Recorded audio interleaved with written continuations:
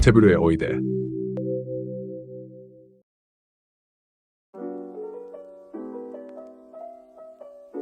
Hola amigos, ¿cómo están? Muy buenos días, muy buenas tardes. Mi nombre es Jorge Pavés y les quiero dar la bienvenida a Andes Stories, el nuevo podcast en el cual vamos a contar historias sobre la montaña y todo lo que tiene que ver con la cultura de la cordillera en Chile. Quiero darle la bienvenida. Queremos hablar en este podcast, queremos hablar de esquí, de montaña, ¿cierto? De refugios, de quiénes fueron los protagonistas de nuestra cultura de montaña durante tantos años, ¿cierto? Nuestro primer tema del día de hoy, para comenzar con nuestro capítulo número 1, ¿cierto? Es el origen del esquí en Chile y cómo se empezó a desarrollar hasta el día de hoy. Para eso tenemos un tremendo primer invitado. Quiero darle la bienvenida a Philippe Boissier. Bienvenido. Un aplauso para él, por favor, muchachos. Eso, ahí sí, para que le pongamos onda, porque si estamos muy tranquilos no pasa nada. Bienvenido, Philippe. ¿Cómo estás tú? Muchas gracias por la invitación, estoy perfecto. ¿Sí? Perfecto. Hoy estoy pero emocionadísimo de tener tamaña eminencia acá. Arquitecto, ¿cierto? Músico, documentalista. Así que él nos va a dar toda su sapiencia y contar muchas historias que tenemos sobre la historia del esquí en Chile. Y queremos comenzar justamente por los orígenes del esquí o cómo se empezó a formar esta comunidad de montaña en Chile. ¿Dónde podemos encontrar nuestros primeros vestigios? A ver, yo creo que tú... Para hablar de los orígenes del esquí en Chile, obviamente tenemos que situarnos un poco en el contexto mundial. ¿Qué era el esquí? ¿Qué está ocurriendo afuera? Porque obviamente el esquí no se inventó en Chile. ¿Y en qué estaba cuando llegó a Chile? Entonces, lo primero que hay que aclarar es que el esquí es una práctica que no están mucho de acuerdo los arqueólogos, pero tendría más de 10.000 años. 13.000 años, 8.000 años, en el fondo en ese rango. Wow. Se han encontrado vestigios de esquí en los montes Altai, allá entre Rusia, Mongolia y China. Perfecto. Y se han encontrado otros vestigios bastante lejos que en Escandinavia.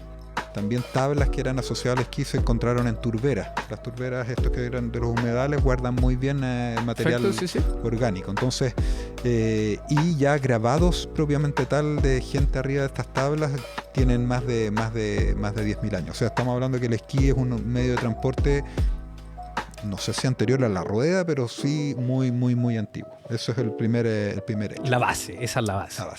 Los pueblos nórdicos, escandinavos, y también de los montes Altai hasta el día de hoy son pueblos que son principalmente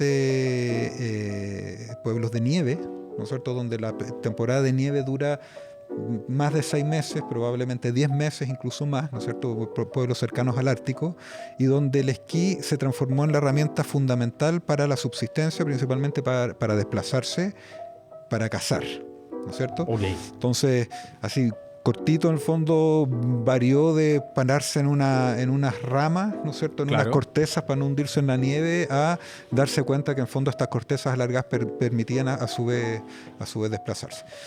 Y bien cortito, el esquí en el fondo se instaló como una herramienta de transporte en estos pueblos nórdicos, y ya en la Edad Media el esquí se incorporó incluso a los ejércitos. Ya entonces ya era una herramienta bélica. Habían guerras, y de hecho hay una guerra que se llama la Guerra del Esquí. No te creo. 1500 y tanto entre, no sé, por los vikingos y no sé quién, ¿ya? Wow. Entonces hay harta prehistoria del esquí. Antes de que surgiera el deporte del esquí, digamos. No, mucho antes, pero el tema de los militares es súper clave, porque en el fondo, más allá de que cada familia tenía sus esquís para ir a comprar el pan, para ir a ver sus animales, qué sé yo, para desplazarse en la nieve, esta incorporación estratégica del esquí en el ejército permitió finalmente que el esquí se transformara en deporte, y es un poco a donde va esta historia, porque ya en el siglo XIX estaban ocurriendo varias cosas que son importantes en el tema del esquí. Por un lado, los ejércitos se fueron mejorando, ¿no es cierto?, el post-ejército napoleónico y cosas así, y los mismos ejércitos empezaron a hacer pruebas de destreza, ¿ya? ¿No es cierto? De tiro, de qué sé yo, de supervivencia, y entre esas pruebas de destreza empezaron a ver las pruebas de destreza en esquí. Entonces empezaron a ver los primeros como campeonatos o muestras públicas en cómo estos esquiadores militares saltaban principalmente, se desplazaban y tiraban. Por eso uno de los deportes más antiguos es el biatlón. El biatlón, que es, ¿no es cierto? Que es esquí nórdico y el tiro, ¿no? Y tiro, claro. Esquí de fondo, ¿no? El esquí de fondo, esquí nórdico, biatlón es un poco lo mismo, que es básicamente un esquí que no está pensado en bajar, sino que en fondo en deslizarse en plano. Me hace todo el sentido que haya nacido del ejército en este caso. Claro. Y también tiene otro link que lo voy a decir un poquito después. Y la otra pata es que en el siglo XIX, ¿no es cierto?, ya las monarquías cayeron, ya había una emancipación de los países principalmente americanos, y hubo también hubo todo lo que fue la revolución industrial. Estaba el tren, ¿no es cierto? El tren, pensemos en Norteamérica, el tren fue un motor importante de todo lo que fue la expansión de la civilización, llamémoslo así, europea, hacia el oeste. Y mientras todo esto estaba ocurriendo, Noruega o los países escandinavos empezaron a exportar un servicio que era el servicio de post, de correo. De correo. Invernal. Okay. Porque en fondo el correo empezaba a ser muy importante, el tren todavía no lo podía suplir porque se estaba en construcción y porque, qué sé yo, habían temporadas de invierno. Entonces los noruegos exportaron este servicio de ¿cómo se llama?, de correo invernal a Estados Unidos, a Australia, a Sudamérica, a Chile. Hay una anécdota que es como el dato freak de esta época, pero supuestamente el primer club de esquí del mundo fue fundado en Australia. ¿Australia? El Kiandra Snowshoe Club. No 1800, se me había ocurrido, pero por nada del mundo que llegábamos a Australia como primer club. Bueno, 1865, en una zona obviamente de montaña, como dato freak. Pero todavía el esquí era una especie de herramienta práctica, ¿ya? Y militar, ¿cierto? Pero pensemos en ese siglo en que, con todo lo que fue, ocurrían varias cosas. Por un lado, las familias pudientes, ¿no es cierto?, principalmente inglesas, escapaban del verano en la ciudad, y en esa época no se iban a la playa, sino que se iban a las montañas. Entonces los ingleses, los franceses, los suizos, los alemanes se iban a los Alpes. En India, los que estaban en Calcuta, acordémonos que India era una gran colonia inglesa muy potente comercialmente. Bueno, los comerciantes que estaban en Calcuta se iban a Darjeeling, a los pies del Himalaya. Entonces, en la misma época en que el turismo empezó a transformar, antes no había turismo. No, me imagino. Para atrás el concepto de turismo es súper moderno, ¿no? La gente no iba a la playa, no tenían vacaciones, no existían las vacaciones como concepto lunes a viernes y vacaciones, no existía. En el siglo XIX empezó este concepto de en el verano irse un par de meses, y ya la clase obrera también empezó a tener vacaciones y también tuvo la necesidad de irse a otro lugar. 2 meses de vacaciones, ¿eh? Y esto acompañado como en el tiempo en que empezaban estas masificaciones de playas, O sea, todo. Las leyes laborales, por un lado, el tema del tren, por otro lado, que es súper clave para la historia que vamos a contar, ¿no es cierto? Y sobre todo que la playa, los baños de playa todavía no era un destino, sino que la montaña empezó a ser un destino como de relajamiento. Y otra cosa que es importante, que en la montaña también se empezó a transformar como en el ¿cómo llamarlo así? Como una especie de método curativo para una sociedad que estaba muy, muy agredida, con mucha carencia. Londres, o sea, todo lo que es industrial era una sociedad que estaba muy... Y la montaña empezó a surgir principalmente en Alemania como la liberación de toda esta especie de... Una especie de relajo. De relajo y de ruptura social también. Perfecto. Hay un libro que también sea como segundo dato freak, que se van a reír, pero que es clave para entender esto, es el libro Heidi, de Johanna Spindler. Heidi se hizo en 1862, si es que no me equivoco. ¿Ya? Y Heidi, básicamente el libro que cuenta, en fondo cuenta de una niña que está como aprisionada en la ciudad y que de repente la mandan a donde el abuelo y esta Claro. niña se va soltando de sus ropas y es libre en la montaña. ¿No es cierto? Ese concepto de libertad en la montaña y este abuelo que también había tenido problemas en la sociedad, y hay un abuelo viejo que vive con lo mínimo en la montaña con sus cabras y que empieza no solamente a eso, sino que a ver las puestas de soles, a ver los arreboles, a encontrar esa belleza en la montaña, también es clave para la historia que vamos a hablar, porque tenemos este esquí invernal, digamos, tenemos los balnearios, turismo, ir a la montaña, el tren, varias cosas que en fondo van a confluir a que a finales del siglo XIX, 1890, ya tenemos una conjunción en cual el esquí, que ya se empezó, los nórdicos ya lo estaban haciendo más masivo, se asoció a las vacaciones y se asoció a una cuestión popular. Perfecto. En Kristiansand, me parece que es una ciudad noruega, en 1890 se hizo la primera demostración de esquí pública no militar. Ah, perfecto, ¿Ya? ok. 1890. Ahí Entonces, nos salimos de la parte más de, claro, de entonces los estamos militares, hablando ¿no? que ya el esquí entró como un poco a popularizarse ya a finales del siglo XIX, o sea, hace muy poquito. Sí, la verdad ¿Ya? que sí. Muy, muy poquito. Se inventó casi a la par con el fútbol, con el tenis, el esquí, qué sé yo. Y los militares seguimos cascando con esa historia, son importantes porque estos franceses se dieron cuenta que ya habían ido a Noruega, que los querían importar a los Alpes porque ya estaban de vacaciones, inventaron lo que era el esquí alpino. Ok, ahí está, qué buen punto. El esquí alpino no es el esquí nórdico, el esquí alpino es básicamente subir y bajar y hacer destrezas y empezar a hacer slalom, empezar a hacer salto y era un esquí nuevo. Y este grupo de franceses, también austriacos, estaban muy, muy cercanos, para masificar esto se les ocurrió que tenían que, es bien divertido, pero en fondo tenían que equipar al ejército, motivar al ejército francés y que el ejército francés hiciera una primera demostración de esquí alpino en 1907 o 9, puedo estar equivocado en la fecha, pero por ahí, ¿ya? Y ese evento dio el puntapié para que el esquí se masificara principalmente en Chamonix y todo este tema. Pionero, po, ¿ah? Estamos hablando de 1900. Ahí hubo un boom, pero que El primer boom. el primer boom yo te diría que fue en 1910, ¿ya? Ahí es donde entran los primeros ciudadanos, en el fondo no militares, Claro. el primer uso social que Sí, le da la... y ya había una especie de industria así que estaba pensando en hacer esquí, en hacer fijaciones. La fijación de pin, como contaba, fue un invento austriaco de esa época. Uno cree que la inventó, no sé si se pueden hablar marcas, pero la fijación de pin, que una marca dice que la inventó, en realidad es una patente de comienzo del siglo XX. Wow. La fijación de pin, que básicamente buscaba tener esta fijación un poquito más robusta para poder bajar todavía con el tobillo levantado, ¿ya? Claro.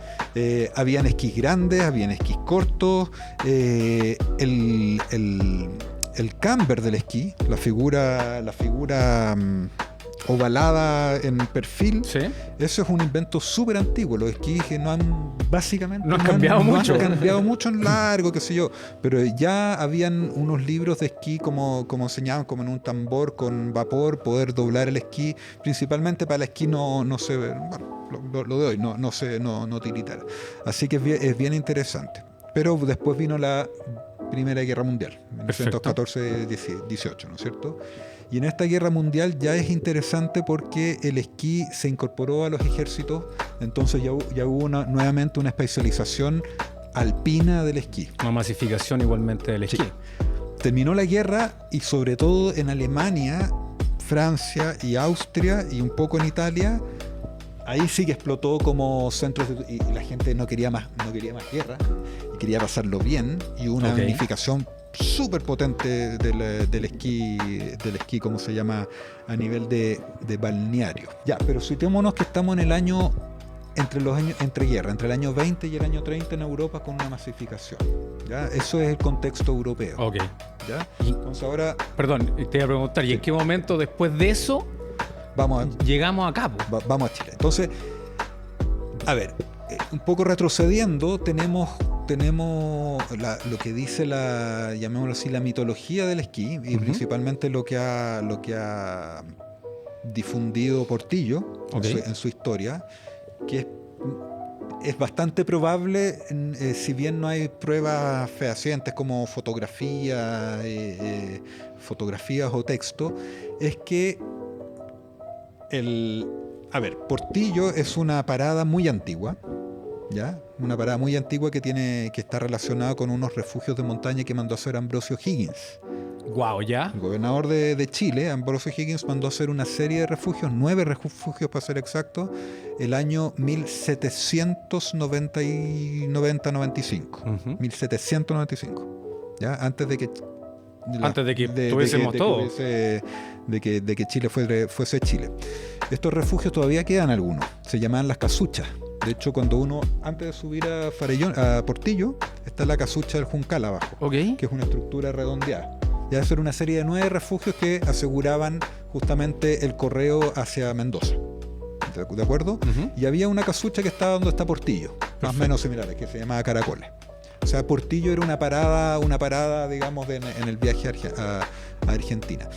Y luego se decidió hacer el tren transatlántico, digamos, entre Valparaíso, Santiago y Buenos Aires, que se empezó a construir en 1885, más o menos, entre 1885 y 1910, que lo habrían hecho los ingenieros ingleses, quienes ya tenían el tema del esquí metido en algo la misma época, digamos. Y se dice que los ingenieros ingleses fueron los primeros que esquiaron en Chile y que ocupaban el tren para deslizarse.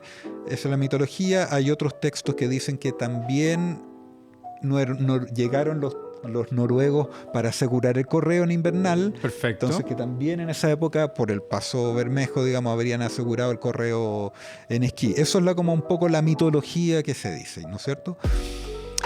¿Y por qué lo llamas mitología? ¿Por qué ocupas esa palabra? Porque en el fondo no hay pruebas. En el fondo hay un relato probablemente oral que alguien le contó a no sé quién y que quedó ahí, que quedó estancado en eso, pero no hay una prueba, una foto, un nombre, señor no sé cuantito que con sus esquís. Claro. Probablemente está, yo no la he encontrado y si uno busca probablemente la encuentra, pero así como un documento que pruebe un señor con esquís en la mano. Exacto, yo no lo he visto. Perfecto. ¿Ya? Lo que sí existe y que es un poco lo que es clave por el año en que estamos ahora es que, el montañismo en la búsqueda de los cerros grandes llegó a Chile a finales, oficialmente como deporte, digamos, habían subido cerros antes, pero oficialmente con la fundación del Club de Excursionismo en Valparaíso, después del club alemán, el DAF en Valparaíso en 1907. Se fundaron otros clubes, hay un club que se llama el Magallanes, y en Santiago se fundó el DAF de Santiago, el Club Alemán Andino de Santiago en 1924. Hace 2 años se cumplieron 100 años del DAF. Wow. ¿Ya? Y voy a dar algunos nombres. El Club de Santiago lo fundaron varias gente, entre los cuales habían 2 señores. Uno que se llama Hermann Sattler, que es clave para la historia que estamos hablando, y otro señor que se llama Sebastián Krückel, también clave. Sebastián Krückel cuenta en sus memorias, en una entrevista que le hacen, que él viajó por negocios, eran jóvenes, ya tenían 20 años, qué sé yo, estamos en periodo de entreguerras, ¿ya?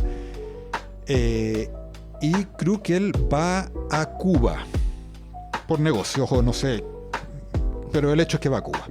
Y en este viaje a Cuba, probablemente en el barco, no creo que en Cuba, pero se encuentra con 2 alemanes con esquíes. 2 esquiadores alemanes. Él era montañista. Él ya había hecho cerro y de repente se encontró con estos señores. Probablemente ya sabía del esquí, de las revistas alemanas. Estos son de los míos, dijo. Claro, pero concretamente se encontró con estos esquiadores y él se trajo la primera fijación el año 25. Fijación como la conocemos. La fijación, una fijación de esquí. Y aprendió, se habrá traído manual, pero lo que dicen son entrevistas, y él se fabricó los primeros esquís. Ya no se trajo esquís, los fabricó. Perfecto. ¿Ya? Habían varios manuales, de hecho ahí hay unas fotos de unas revistas donde sale cómo curvar los esquís, qué sé yo.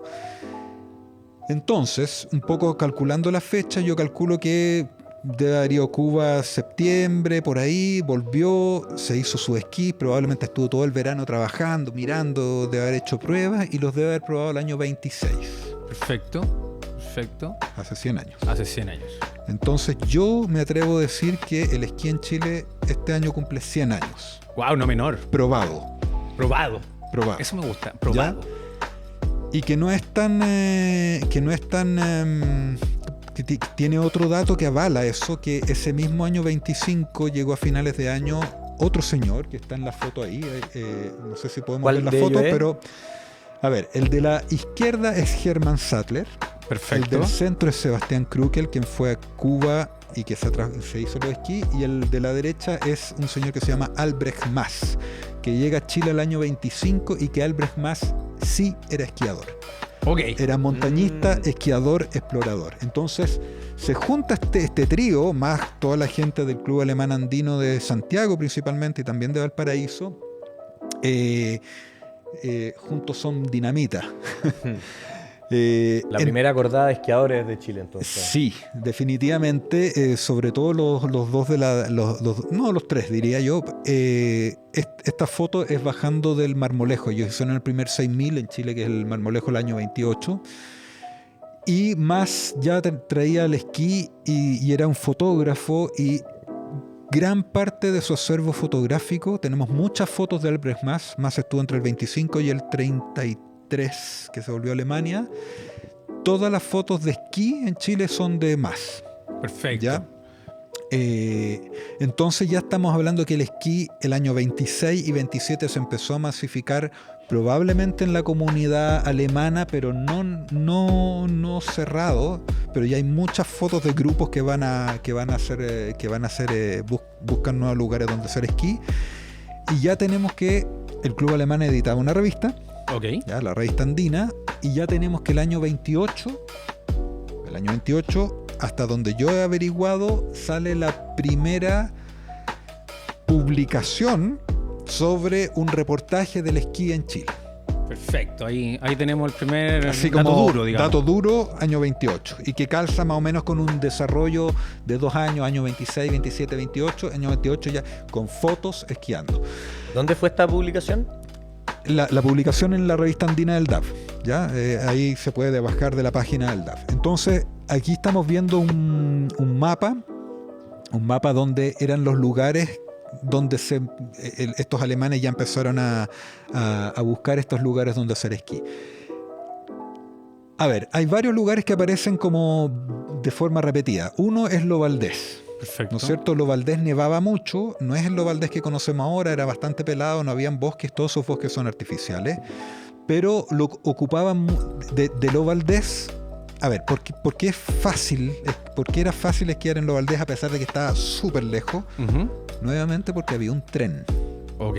Clave el tren. El tren andino, si es que no me equivoco, llegaba hasta el volcán, porque había una mina de yeso. Entonces era un tren militar y comercial, bajaban yeso, pero también porque se cuidaba mucho esta frontera. Esta era una frontera, un paso importante de contrabandistas en todo lo que es el paso Piuquén, en esos tiempos. Claro. Entonces había un tren y obviamente se ocupaba el tren para llegar al volcán, y de ahí se iban caminando hacia arriba a estas zonas de esquí. ¿Y dónde se esquiaba particularmente? En 3 lugares. En la quebrada de Morales, de Baño Morales, hacia el Morado. Okay. Se esquiaba hacia atrás, hacia el Valle de Lo Valdés, ¿no es cierto? Hacia el Cerro Garganta del Diablo, Cerro Corona, Cerro Vega, y se esquiaba en las faldas del volcán San José. Perfecto. Ese eran los 3 spots reunidos en uno, ya donde seguimos esquiando hasta el día de hoy. Tanto así que la gente del DAF dijo: ¿sabéis que nos encanta esquiar? Nos vamos a construir un refugio. Ahí empieza todo, siempre con la creación del refugio, ¿eh? Con la creación del refugio. Entonces se mandan a construir, juntan lucas, qué sé yo, y el año 32 se inaugura el refugio de Lo Valdés, que sigue existiendo hasta hoy y que todavía es como se llama, uno de los refugios que ocupa el DAF para ir a la montaña. Perfecto. El famoso refugio. ¿Y este refugio? Exclusivamente para ir a esquiar. Exclusivamente para ir a esquiar, claro. Y solamente de capitales privados, en el fondo. Sí, así como se juntaban lucas, qué sé yo, claro. Sí. El año 32. ¿Y qué ocurre el año 32? Ahí estamos viendo una foto de Guardia Vieja. Mira la cantidad de nieve que hay en camino a... ¿Cómo caía? No sé, claramente caía más nieve que ahora. Claro. Entonces podemos pensar que se esquiaba en otro lugar. Y de estos lugares, ¿cuál tú dirías que son los lugares más emblemáticos que se esquiaban aquí alrededor de Santiago y también de región? Eso, vamos a ver un poquito antes, porque en esa época, previo al refugio de Lo Valdés del año 32, ya se estaba esquiando, como bien dijimos, en esas 3 zonas en Lo Valdés, se estaba esquiando en una zona que hoy día no se esquía, y que yo creo que podría recuperarse, pero el acceso es complicado, que es el San Lorenzo. Ya el San Lorenzo es un cerro que está a los pies del Peladeros hacia el sur, al lado del Cerro San Gabriel, y que ahí se esquió mucho, y que de hecho Otto Fenninger y Sebastián Krükel se hicieron refugio ahí, que todavía están, unos refugios cuadraditos bien preciosos de piedra.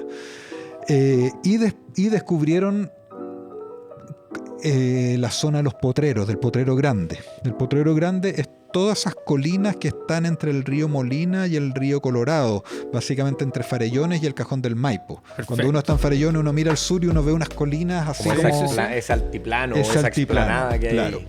Ese altiplano, ahí se empezó a esquiar mucho. Recordemos que es un esquí todavía arcaico, en cual el descenso, si bien ya se estaba dominando, principalmente era un esquí de exploración.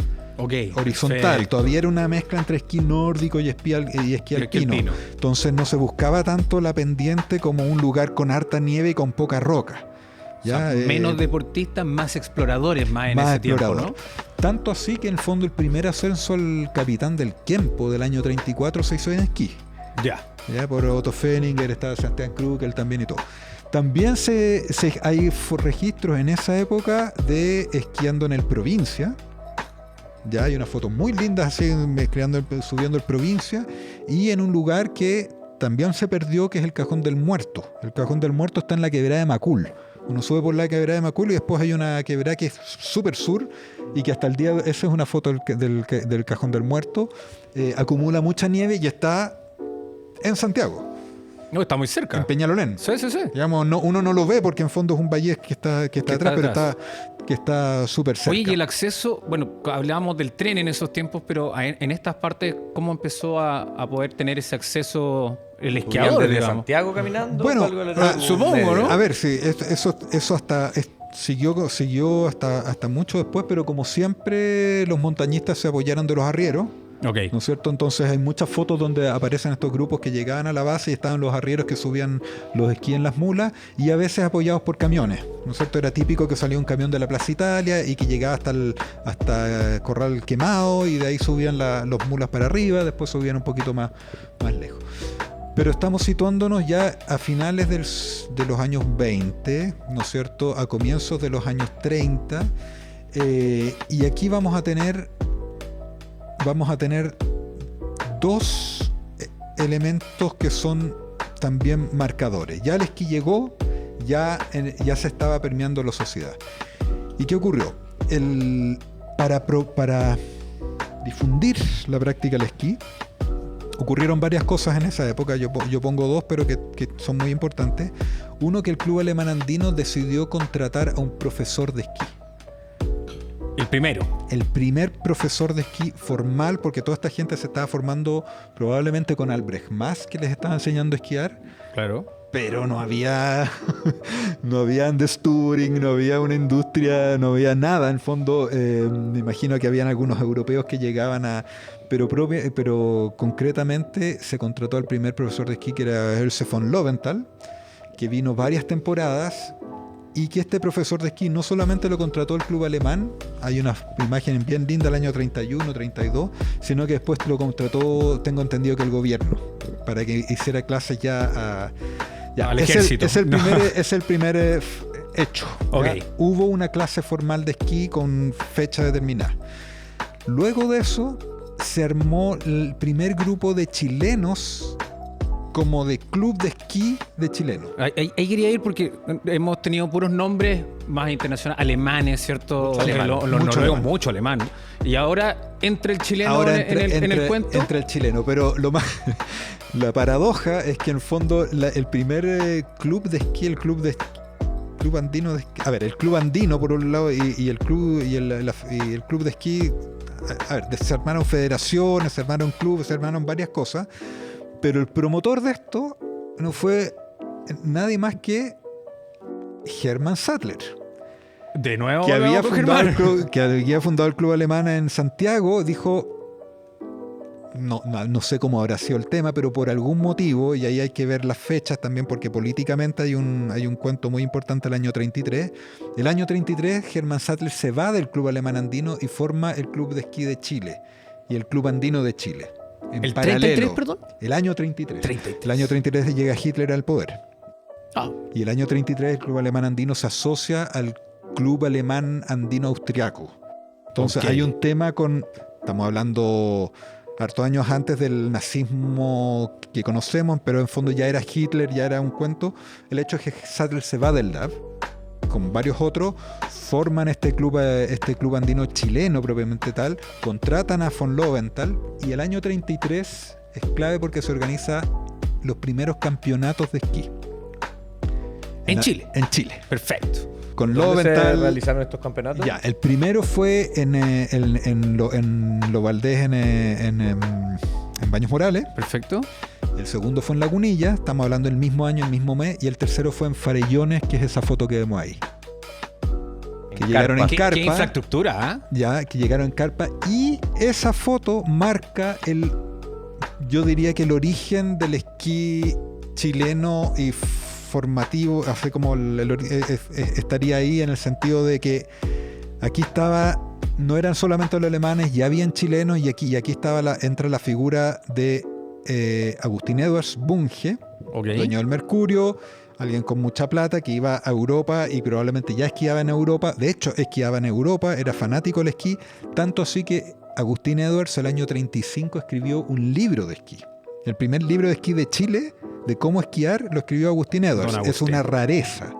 Lo tiene Claudio Díaz, me lo mostró, pero no está en internet y nada. Eso es como una rareza. Un vestigio.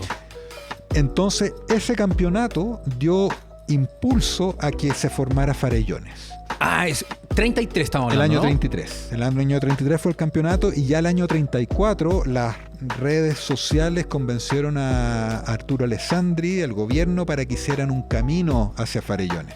O extendieron el camino que ya llegaba a la disputada de Las Condes, que ya existía como mina, probablemente de Corral Quemado, de haber subido hasta el Manzanito, y de ahí todavía en Mula. Entonces ya tenemos que Farellones empieza como a pensarse, imaginarse el año 34. Perfecto. O sea, el 34 nace la idea del pueblo montaña. No, ya estaba. Perfecto. El año 33 nace en este campeonato. Dice como, oye, esta cuestión... O se sabe que existe, digamos. Como dice, esta cuestión sí prendió, cabro. Vale.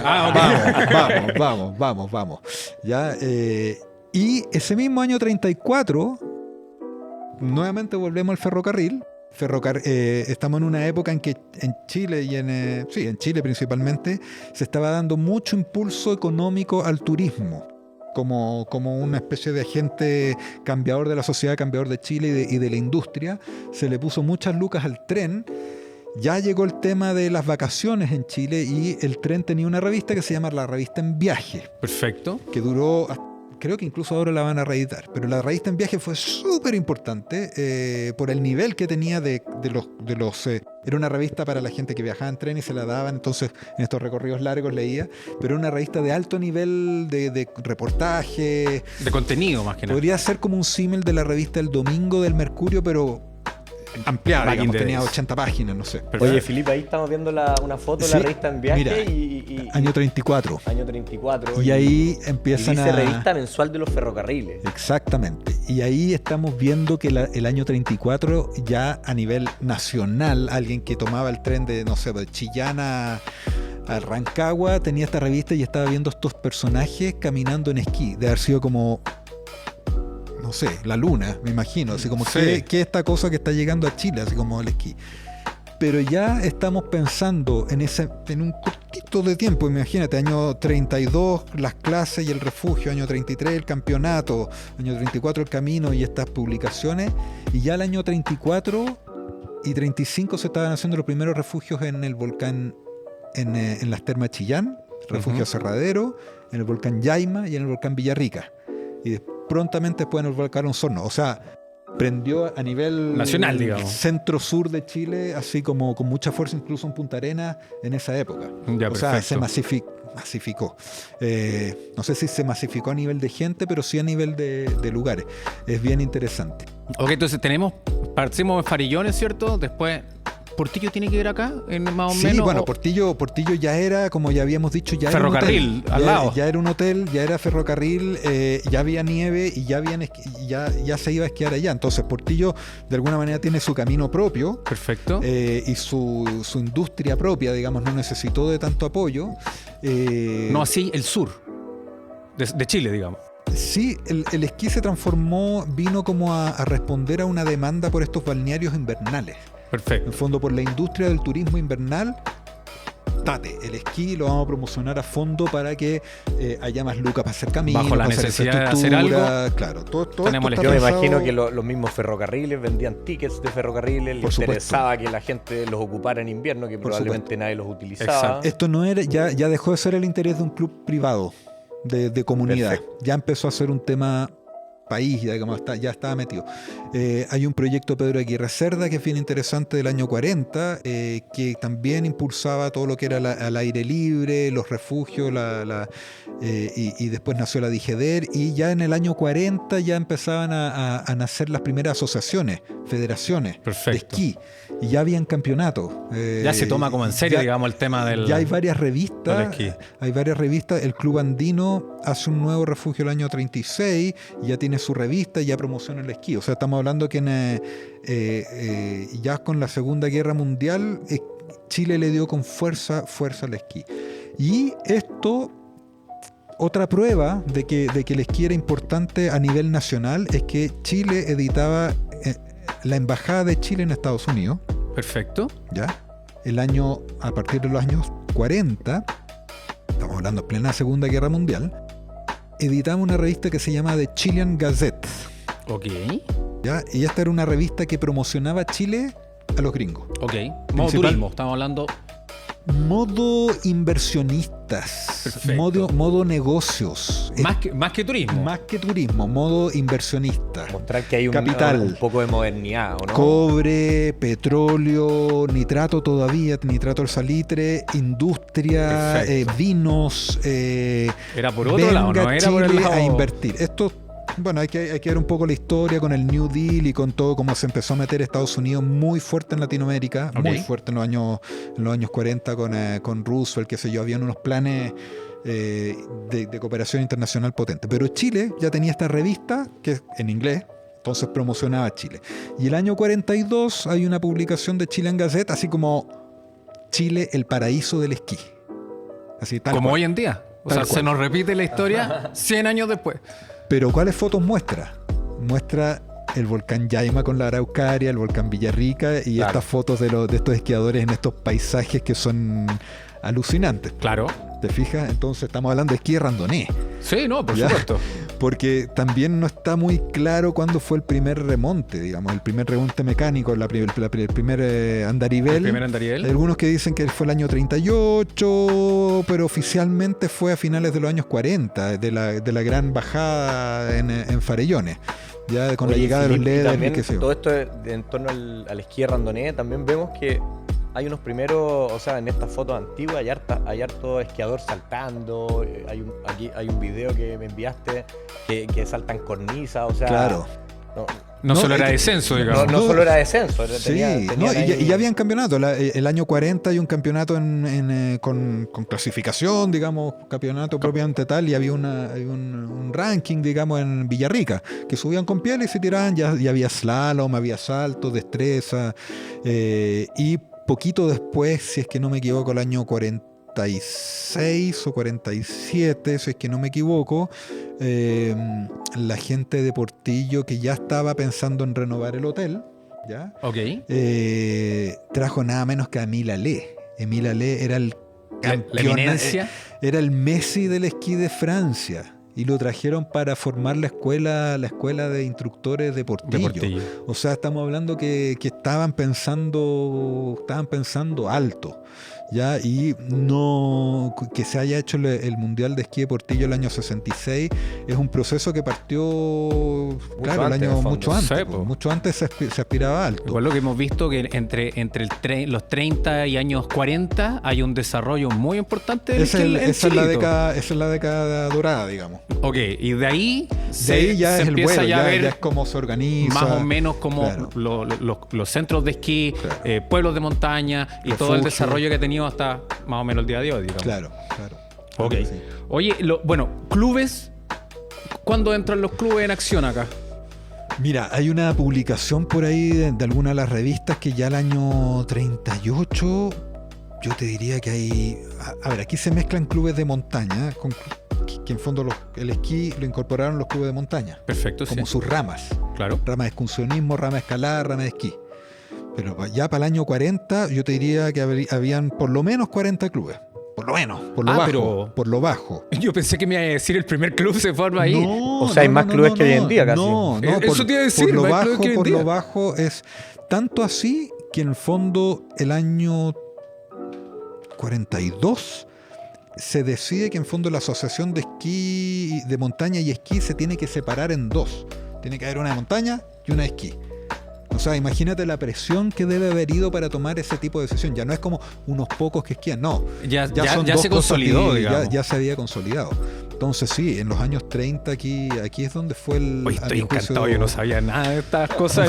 Tengo como 10.000 preguntas que salen en mi cabeza. Te las voy haciendo Philip. Sí.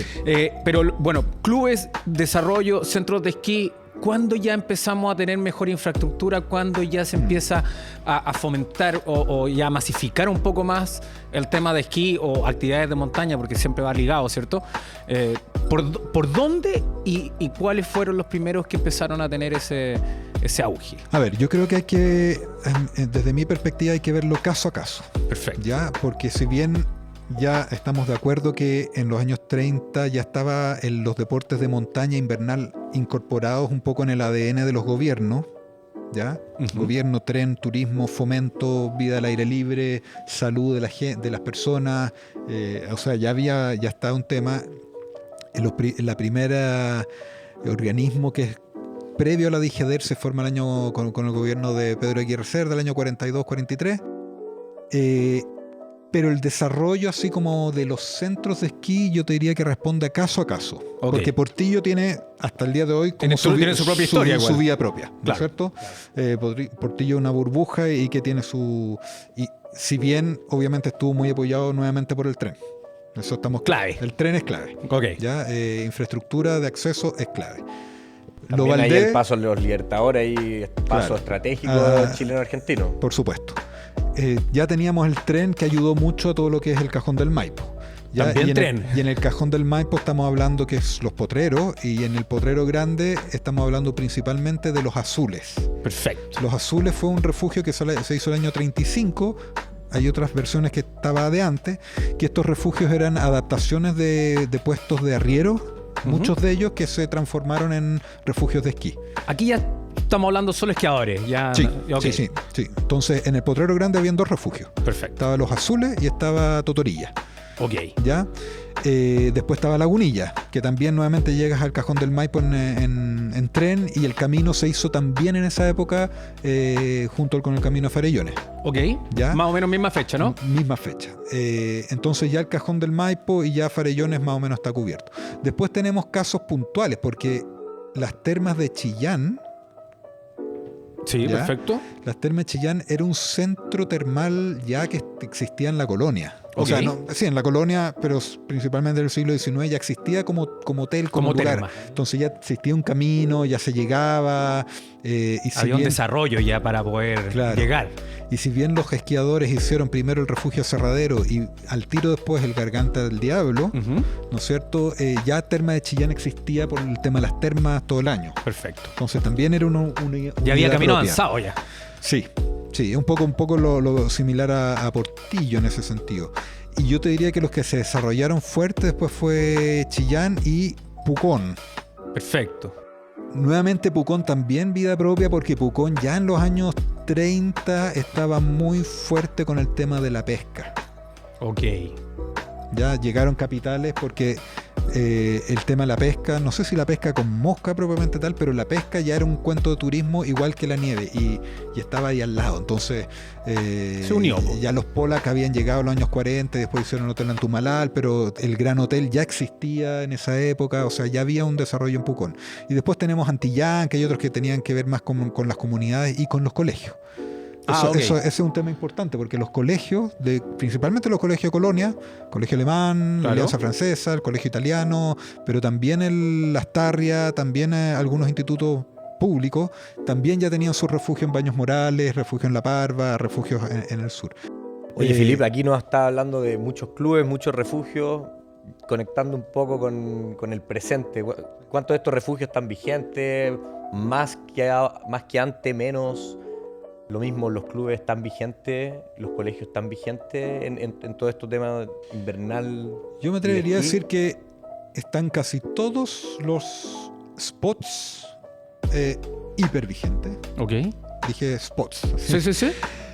Si bien algunos refugios ya se han destruido porque no era tan accesible, no era tan... Los Azules, que era uno de los principales refugios, se destruyó, pero Lo Valdés, hoy día por lo menos la gente del Club Alemán lo sigue ocupando mucho para ir a esquiar a la zona de Lo Valdés. Y después todo el resto, si bien los refugios ya están medio destruidos, pero como centros de esquí funcionan todavía. Entonces, los refugios se transformaron, pero esos lugares siguen existiendo. Me gustaría hacer un paréntesis en otro dato freak, digamos, porque está muy... Hoy día las discusiones... Mountain Capital Partners, que compró la Barbie Valle, y que ahora está poniendo fichas en el Colorado, ¿no es cierto? Eso yo creo que un anhelo de muchos, que era como juntar los tres. Estos esquiadores veían esa zona como una sola, sí. Y iban a esquiar esa zona. El refugio de La Parva de los alemanes se hizo el año 37 y esquiaban toda esa zona como una sola, entonces es lógico. Pero lo que está en discusión no es tanto eso de la fusión, sino que el acceso, el camino como el Forro, claro. Digamos que en fondo tenía un mejor centro de esquí de Sudamérica, pero seguimos con las mismas condiciones de acceso. 8 horas de taco. Podéis salir a las 6 de la mañana y llegáis a las 3 de la tarde y no esquiaste. De todas maneras. Entonces lo que está en discusión es el teleférico, ¿no es cierto? Sí. Funicular, teleférico, que hay 2 proyectos, hay varios proyectos, que hace mucho rato. El año 65-66 estuvo a punto de hacerse un proyecto que estaba aprobado, listo para ejecutarse, que ya había salido publicado, que era un teleférico que partía de donde hoy día está la Universidad Adolfo Ibáñez. ¿Ya? Okay. Y présteme atención aquí, porque estamos hablando en esa época, año mundial de esquí. Ok, año perfecto. 86 mundial de esquí, o sea, el esquí en Chile ya era importante, y este teleférico subía de la Adolfo Ibáñez, hacía una parada en el Cajón del Muerto, donde esquiaban los alemanes en los años 20 y los años 30, llegaba cascando hasta la cima del Ramón, donde se esquiaban en todas las pistas que había en la cima del Ramón, así está la memoria. Ok. O sea, un teleférico principalmente de esquiar, y seguía cascando hacia atrás, bajaba al Potrero Grande, donde estaba el refugio de los Azules, el otro gran spot. O sea, hubiésemos tenido un proyecto que uno se va en micro, subes con los esquís, esquí en el Cajón del Muerto, arriba en el Ramón o en los Azules. Imagínate cómo hubiera sido ese nivel de acceso, que para mí ese proyecto es como... O sea, habría sido un antes y un después. Totalmente. Para el chileno santiaguino. En el fondo. Y transversal, o sea, me refiero que llegar en micro, ir a esquiar en la mañana y después volver en la tarde tremendo. A la pega. Mucho más accesible en también. En una para capital gente, de, no sé, ¿cuántos millones somos? 9, 10 millones de personas, con todo el turismo que hay. Claramente hay... Y aquí voy a hacer como una crítica, pero lamentablemente en los años 70 y 80 hubo una... No es gentrificación la palabra, pero en el fondo el esquí se empezó a asociar a la clase alta. Uh-huh. El esquí siempre, de alguna manera, estuvo asociado a la clase alta, pero no solo a la clase alta, sino que a los clubes, a las comunidades, claro. Y la gente iba a esquiar aperradamente. Sí. Alguien de clase alta prefería irse a Zapallar o a Viña del Mar, qué sé yo, pero no a ir en mula, todo esto. Claro. O sea, siempre había una especie, hasta los años 60, te diría que este era más o menos como el tren, digamos, el tren popular masificaba el esquí.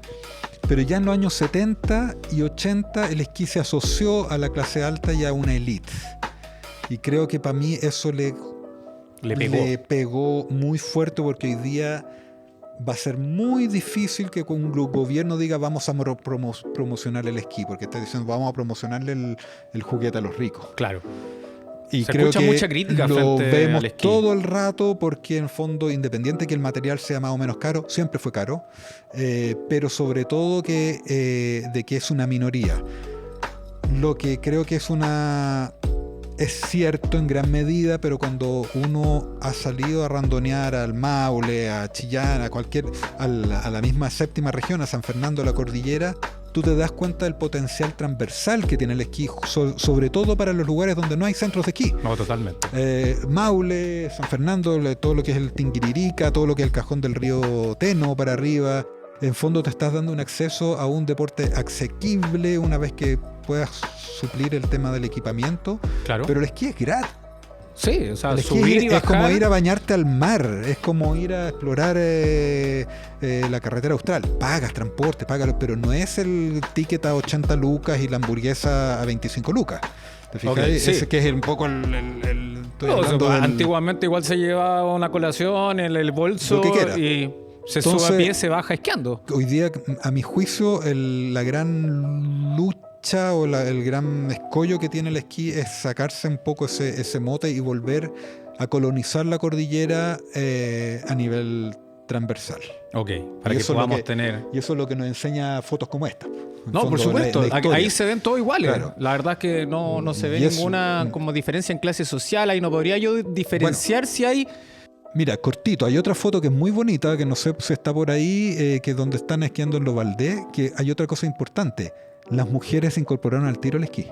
Ah, mira qué importante, ¿eh? Y esa foto, ahí hay dos chicas. Para que no digan que las discriminamos. Sí, hay dos chicas y hay otra foto donde salen con una polera rayada en el Los Valdés también, y una en La Parva. Sí, y siempre se ven mujeres en estas expediciones de esquí. Mira qué importante el papel ahí de las chicas. Bueno, o sea, no era solo deporte, esto era como una comunidad. Era familiar, claro. Era una forma de socialización. Y de como hasta el día de hoy, creo yo, ¿no? Claro. Bueno, ahora el deporte está adentro, pero igualmente la comunidad de montaña, esquí, snowboard, trekking, ¿cierto? Esquí alpino, randonnée, sigue siendo muy cercana. Sigue siendo muy cercana. Y hoy día en la mañana estaba pensando un dicho súper chileno y lo estaba tratando de llevar un poquito a bajarlo en una conversación que tuve ayer arriba del Cerro Pochoco, que es como, ¿de dónde viene el dicho ándate a la punta del cerro? Me gusta. ¿De dónde viene? ¿A quién uno le dice ándate a la punta del cerro? Al que querís mandar lejos, ¿no? Exacto. O al que se enojó y al que finalmente va al cerro como escapatoria a una situación de conflicto. Entonces el cerro, esto de irse para allá, de alguna manera nuevamente, y cito a Heidi, libera de estos conflictos que ocurren sociales, qué sé yo, ándate a la punta del cerro y el tipo, me voy a la punta del cerro. Sí, obvio, feliz. Cuando quieras. Oye, más o menos como para ir cerrando el tema, Philippe, hoy en día, a diferencia de los años 30, 40, que fue nuestro mayor auge en desarrollo de la actividad de montaña y esquí, ¿qué nos falta hoy en comparación a esos tiempos donde nuestra curva, digamos, de evolución del deporte o como actividad de montaña fue tan importante? Podamos llegar y tener ese auge, esa importancia, esa transversabilidad en la práctica de este deporte o poder tenerlo hoy en día.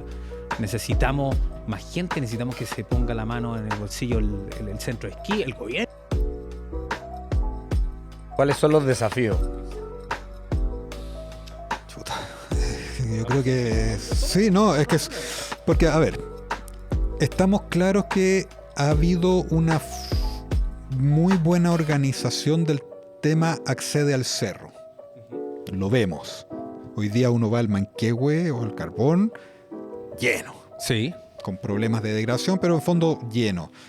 Parques Cordillera ha hecho un trabajo fenomenal de todos los parques de acceso al trekking, ¿no es cierto? Hoy día tú vas a hacer trekking qué sé yo, al Cerro Las Vizcachas, a las Aguas de Ramón, a Macul. El otro día fuimos a un parque precioso que se armó en Guayguay, ahí en Chicureo. De alguna manera hubo una presión y se organizó para que la montaña estuviera asequible y se nota. Yo puedo ir un martes al Pochoco o puedo un martes al Cerro Las Vizcachas y veo personas que están yendo al cerro bien equipadas, pagan una entrada de 5 lucas, 4 lucas, bien, y van al cerro. Se solucionó. Alguien tocó la tecla correcta para solucionar, le puso precio, Claro. pero organizó el cuento. ¿Ya? Check. Traspolando eso, ¿cómo uno quiere que de alguna manera eso se traspole al esquí?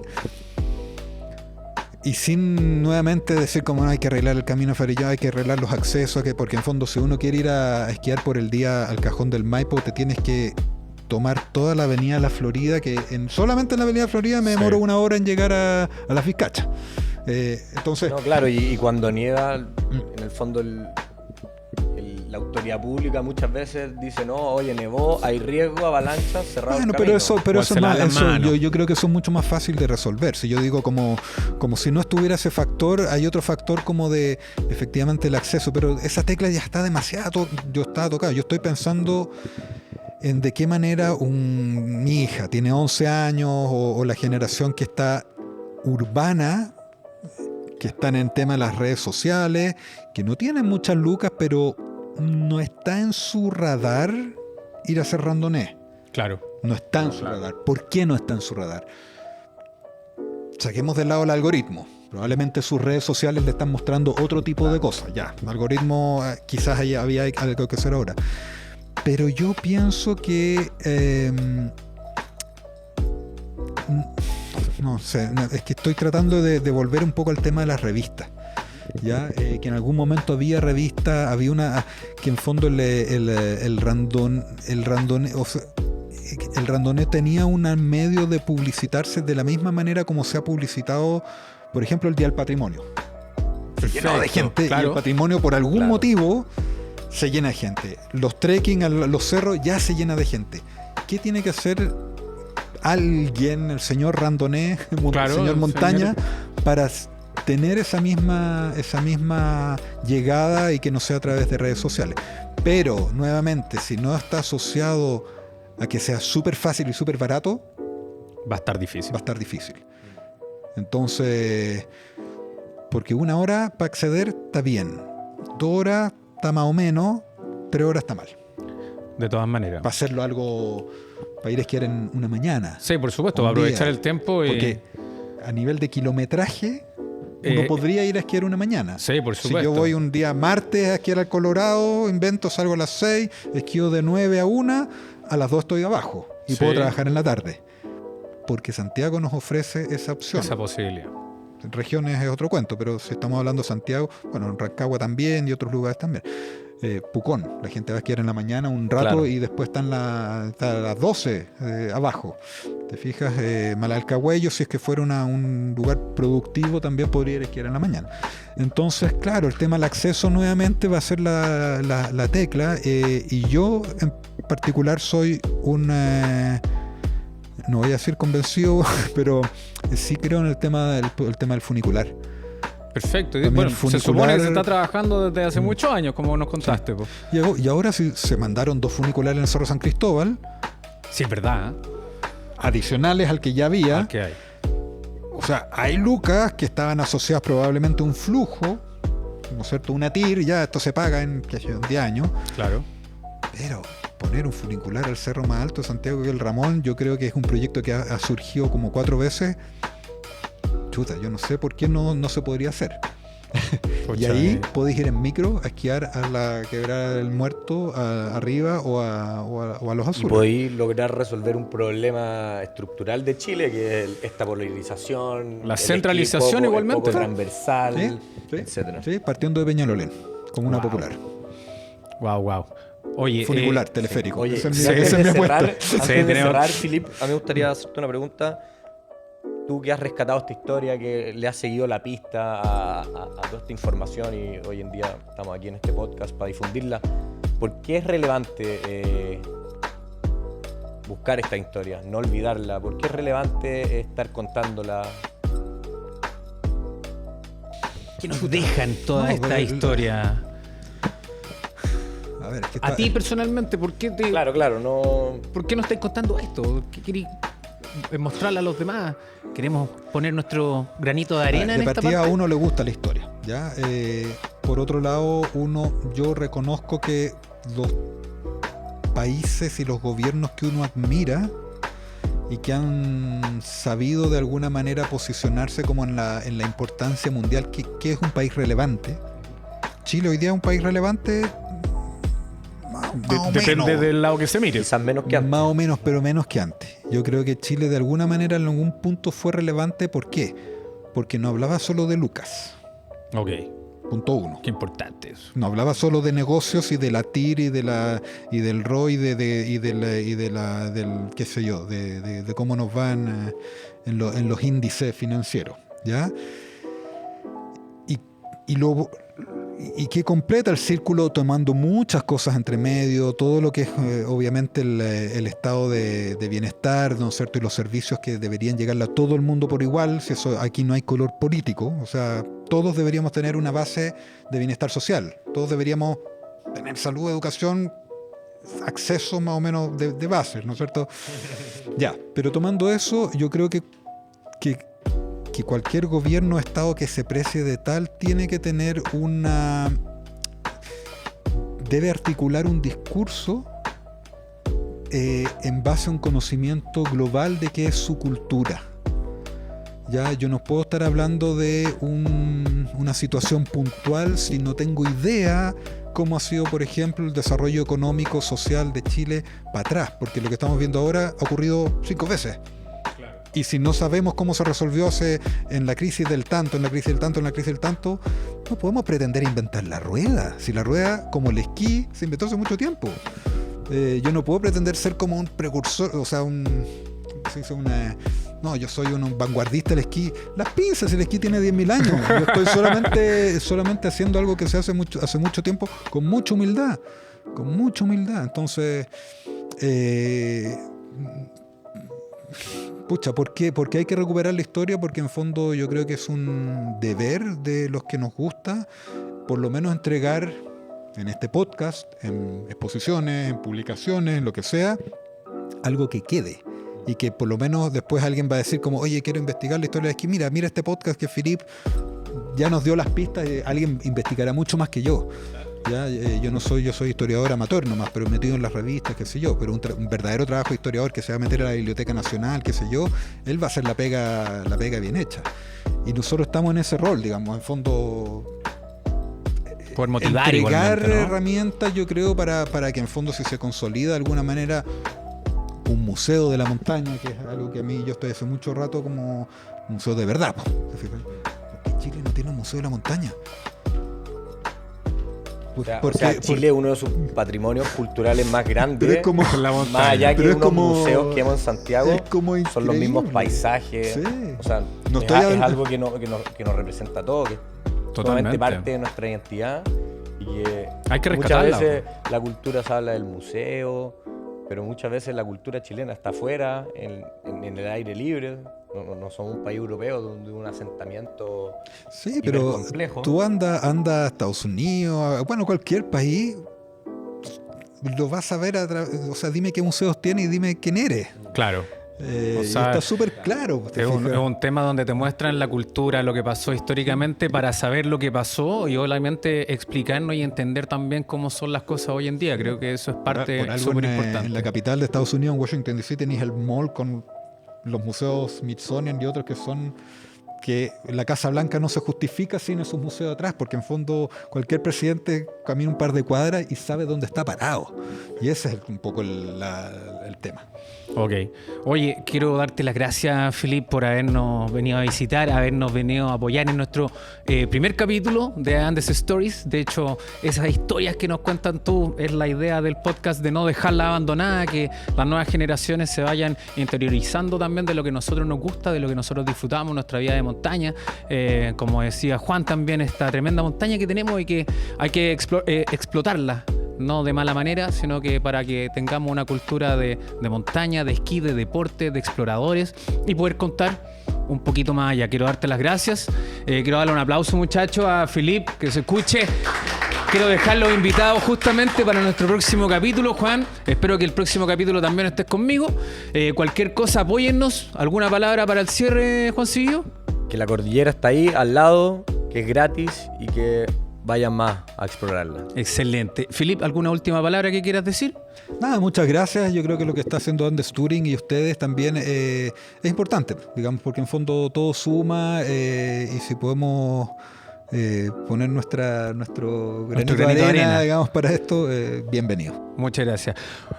Muchachos, los dejo invitados para nuestro próximo podcast, nuestro próximo episodio número 2. Le vamos a dar ahí quién va a ser nuestro invitado. Quédense acá, síganos en nuestras redes sociales. Muchas gracias a Andes Touring, que aquí estamos en la casa de Andes Touring. Andes Stories, que es donde se cuentan las mejores historias de montaña para que aprendamos un poco más de nuestra cultura. Mi nombre es Jorge Pavés, los dejo invitados. Muchas gracias, muchachos, y nos vemos en el próximo capítulo. 테브로에 오이데